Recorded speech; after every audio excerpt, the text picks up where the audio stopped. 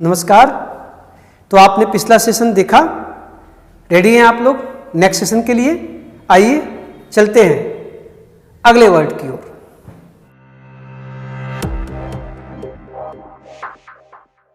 तो मैंने अपनी बात बिगैमी और मोनोगैमी पर ख़त्म की थी और ये कहा था कि पॉलीगैमी की चर्चा हम लोग नेक्स्ट सेशन में करेंगे। आइए पॉलीगैमी को भी देखते हैं। तो पॉलीगैमी को अगर हम तोड़ें, अब जिसमें गैमी वाई लगा हुआ है, हैबिट है, तो इसको तोड़ा जाए तो इसमें पहला शब्द है पॉलिस, और पॉलिस मीन्स मैनी, और दूसरा शब्द है गैमस, गैमस मीन्स मैरिज। अपने आप स्पष्ट हो गया, मैनी कई, बहुविवाह। जिस समाज में एक साथ कई पत्नियां रखने की परंपरा हो, कई विवाह करने की परंपरा हो, जहां पुरुष एक साथ कई स्त्रियों से विवाह करते हो, उस परंपरा को कहते हैं पॉलीगैमी। पॉलीगैमी। अब देखो जरा, जब ये हैबिट हो गई, परंपरा हो गई, तो फिर जो पर्सन होगा उसे क्या कहेंगे? पॉलीगैमिस्ट। क्या कहेंगे? पॉलीगैमिस्ट। वह व्यक्ति जो बहुविवाह में विश्वास करता है उसे, बहुविवाह में विश्वास करता है उसे पॉलीगैमिस्ट कहेंगे। उस परंपरा को पॉलीगैमी कहेंगे। कहाँ से निकला? पॉलिस और गैमस से। और ये जो परंपरा एडजेक्टिव में बदलेगी तो क्या हो जाएगा?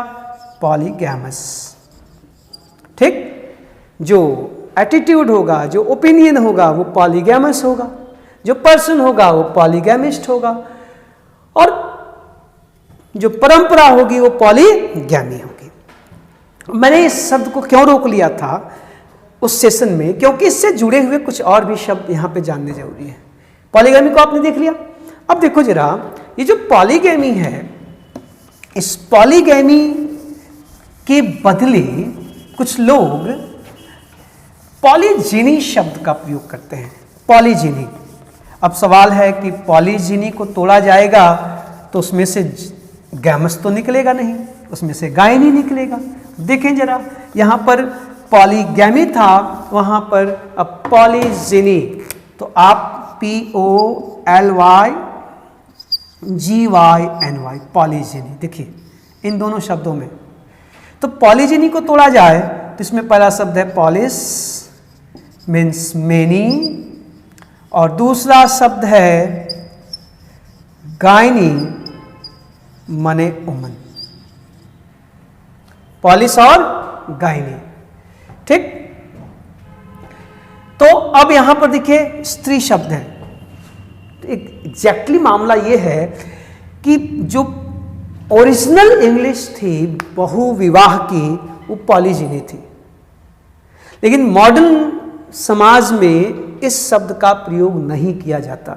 अब गायनी इसमें है, उमन है, तो अगर थोड़ा सा इसका भावार्थ निकाले तो इसका अर्थ निकलता है कई औरतें रखना।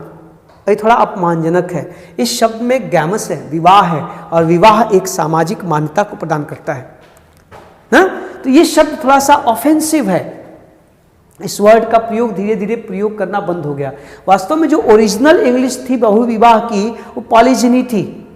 लेकिन पॉलीजिनी अब रेयरली यूज होता है क्योंकि इसमें गायनी है, ये थोड़ा ऑफेंसिव वर्ड है, इसकी जगह पॉलीगैमी का प्रयोग होता है। ठीक है? लेकिन अब ये वर्ड है तो फिर इसके निर्माण और इसके स्ट्रक्चर की भी बात कर लेनी चाहिए।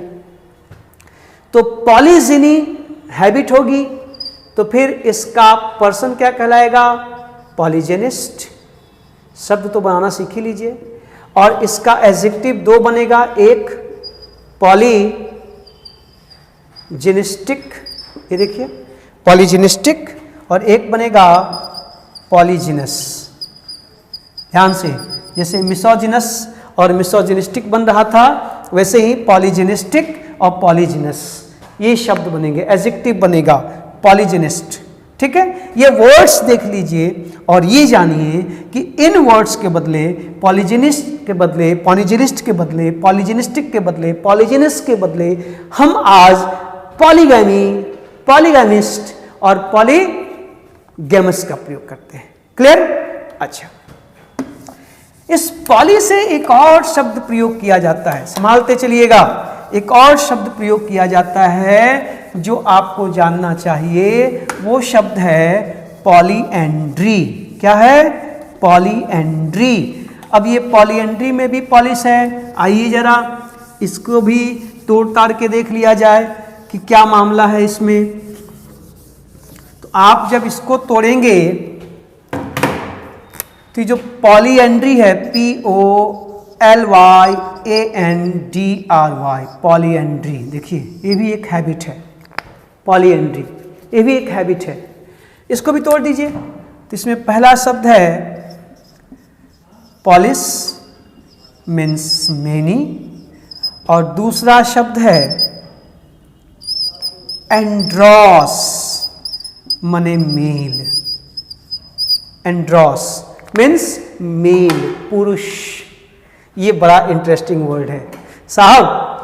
पॉलीएंड्री भी बहुविवाह ही है। पॉलीगेमी और पॉलीएंड्री दोनों का प्रयोग हम बहुविवाह के लिए करते हैं। But what is the difference? The difference is that if a man gets married or he has more than one wives, तो पॉलीगैमी। ठीक है?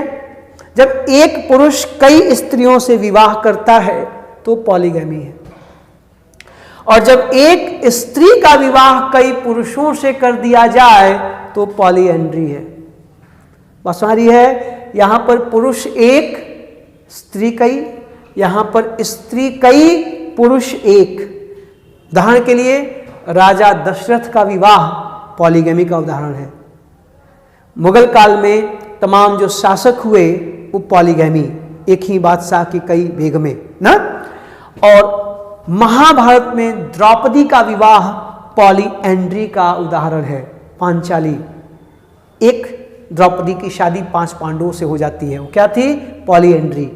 तिब्बत में हिमालय की तलहटी में वो जनजातियां हैं जो आज भी इस परंपरा को मानती हैं, जहां गांव की एक ही लड़की का विवाह कई पुरुषों से कर दिया जाता है। वो परंपरा क्या कहलाती है? पॉलीएंड्री। और ये है पॉलीगैमी। क्लियर हुआ? एक स्त्री कई पुरुषों से ब्याही जाएगी तो पॉलीएंड्री, और एक पुरुष कई स्त्रियों से विवाह करेगा तो पॉलीगैमी। Is that clear? अब इससे रूट वर्ड, इससे जुड़े हुए रिलेटेड वर्ड बना लीजिए। तो पॉलीएंड्री को मानने वाला क्या कहलाएगा? पॉलीएंड्रिस्ट। और इसका एडजेक्टिव क्या बनेगा दोस्त? पॉलीएंड्रस। याद रखिएगा, पॉलीएंड्री, पॉलीएंड्रिस्ट, पॉलीएंड्रस। ठीक? ये कौन है? वह परंपरा जहां एक स्त्री की शादी कई पुरुषों से। इस परंपरा को मानने वाला पॉलीएंड्रिस, उससे संबंधित बातें पॉलीएंड्रस। और पॉलीगैमी, पॉलीएंड्री, देखिए यही शब्दों का जादू है। इन दोनों का मतलब है बहुविवाह। ये सिनोनिम्स हो के भी सिनोनिम्स नहीं हैं, क्योंकि दोनों के सेंस अलग हैं, दोनों का प्रयोग अलग है। ठीक है? तो ये था शादी से संबंधित शब्द। हमने हेटेड, हैट्रेड और लव के शब्दों को देखा। पर्सनालिटी से संबंधित जो सेशन हम लोग लगातार कर रहे हैं वर्ड पावर मेड इजी का, इससे संबंधित जो अंतिम वर्ड है, आइए उसकी चर्चा कर लें। तो हम पहला चैप्टर के वर्ड पावर मेड इजी के पहले चैप्टर के लगभग 3-4 सेशंस को, हालांकि उसको पढ़ते समय हम लोगों ने सेशंस की संख्या बढ़ा ली। आप बुक में इसको 2, 3 या 4 सेशन में ही, शायद 3 सेशन में ही खत्म होता है। अब हम लोग समझने के लिए तोड़ तोड़ के थोड़ा थोड़ा पढ़ रहे हैं, इसलिए सेशन बड़ा कई हो गए, 6-7 हो गए ना, दुगना हो गया। बुक में ये सारी बातें शायद 3 सेशन में ही कही गई हैं, हम लोग उसको 6 से 7 सेशन में कह रहे हैं। क्या बात है, समझने से मतलब है, थोड़ा लंबा हो तो हो। अब देखिए जो अंतिम शब्द है वो है असैटिक। क्या है? असैटिक। ये भी नाउन और एडजेक्टिव दोनों है, लास्ट में आईसी लगा हुआ है ना। तो ये शब्द इगोसेंट्रिक की तरह नाउन भी है और एडजेक्टिव भी है। प्लीज पिछले सेशंस को देख के आइए, चीजें जुड़ेंगी। इगोसेंट्रिक जैसे नाउन भी है और एडजेक्टिव भी है, वैसे ही ये भी नाउन और एडजेक्टिव दोनों है। एस्थेटिक, आइए जैसे इसको तोड़ दिया जाए, एस्थेटिक की कहानी की बात की जाए, अगर पीछे की आइडिया की बात की जाए तो ये जो एस्थेटिक होते हैं इनका मूल मंत्र है कि इनको कुछ भी आवश्यकता से अधिक नहीं चाहिए। ये सिंपल लिविंग हाई थिंकिंग में विश्वास करते हैं। इनका कहना है कि साईं इतना दीजिए जामे कुटुंब समाए, मैं भी भूखा ना रहूं साधु ना भूखा जाए। इस विचारधारा को मानने वाले जो भौतिक और शारीरिक सुखों का त्याग करते हैं, जो विलासिता के जीवन से दूर एकांत में शुद्ध साका और सहज जीवन बिताना पसंद करते हैं, उन्हें एस्थेटिक कहा जाता है। ये एडजेक्टिव भी है, ये नाउन भी है, ध्यान रखिएगा। इसका प्रयोग एडजेक्टिव के रूप में भी करते हैं और नाउन के रूप में भी करते हैं। इस एस्थेटिक का मतलब सीधा, सरल, अभौतिक, सात्विक, आध्यात्मिक, भीड़ भाड़ से दूर, ठीक है, भौतिकता से दूर जीवन बिताने वाला व्यक्ति क्यों होता है? कॉन्सेप्ट में आ गया। इसके पीछे कॉन्सेप्ट क्या है? तमाम लोग होते हैं जो सरल सादा जीवन जीते हैं। तो आप तोड़ दीजिए तो ग्रीक भाषा का शब्द ये ही निकला, ASKETES, एस्केटीज। कहां से बना ये? ग्रीक के एस्केटीज से, और इसका अर्थ होता है हर्मिट या मॉन्क, संत, साधु, फकीर। जाहिर सी बात है ना, करना फकीरी फिर क्या दिलगिरी सदा मगन में रहना जी, कोई दिन हाथी न कोई दिन घोड़ा, कोई दिन पैदल चलना जी। ये देखें जरा, इसके रूट में ही जो शब्द है उस शब्द का मतलब ही है हर्मिट या मॉन्क, अर्थात संत या साधु। तो आज के जमाने में शायद परिभाषा बदल गई है। संत या साधु का कार्य क्या है? अपने सुखों का त्याग करना, अपने जीवन को दूसरों के लिए बलिदान करना। जाहिर सी बात है, भौतिकता से दूर रहना, आवश्यकता से अधिक किसी भी चीज को स्वीकार न करना, वही ना संत है। तो एस्केटीज यहां से निकला एस्थेटिक। ये ध्यान रखिएगा, इसका प्रयोग हम नाउन के रूप में भी करते हैं, एडजेक्टिव के रूप में भी करते हैं। तो इसका हैबिट बनाओगे तो क्या बनेगा बेटा? ASCETICISM, asceticism. एसेटिसिज्म इसकी हैबिट हो गई। और ये जो पर्सन है वो भी एस्थेटिक है, इसका जो एडजेक्टिव है वो भी एस्थेटिक है, निकला एस्केटीज से। इसका मतलब ये होता है हर्मिट और मॉन्क। तो आप अगर सीधा, सच्चा, सरल, भौतिकता से दूर एक सामान्य जीवन जीते हैं तो आपकी सोच एस्थेटिक है, आप एस्थेटिसिज्म में विश्वास करते हैं और आप एस्थेटिक हैं। क्लियर? तो ये थे 10 ब्यूटीफुल वर्ड्स जिनका संबंध आपकी पर्सनालिटी से था। आप किसी व्यक्ति से मिले, उनके नजरिए को देखें, उनसे बातें करें, तो उनको देख के आपके मन में एक भाव उठे कि यह व्यक्ति कैसा होगा। इनकी चर्चा हुई। कुल 10 वर्ड्स आपने पढ़ा इन 6-7 सेशंस में, 6 और 7 सेशंस में, जो वर्ड पावर मेड इजी के फर्स्ट चैप्टर के बारे में बात करता है। हमने पढ़ा कि इगोइस्ट, इगोटिस्ट, एल्ट्रोइस्ट, मिज़ैंथ्रोप, मिसोजिनिस्ट, मिसोगैमिस्ट और introvert, extrovert, ambivert, and the final one is aesthetic. अब आप इन वर्ड्स का प्रयोग करना, चीजों को सीखना, इनसे शब्द बनाना सीखिए। और अगर आपके पास word power made easy table पे पड़ी हुई है बेटा, तो उसको उठाइए।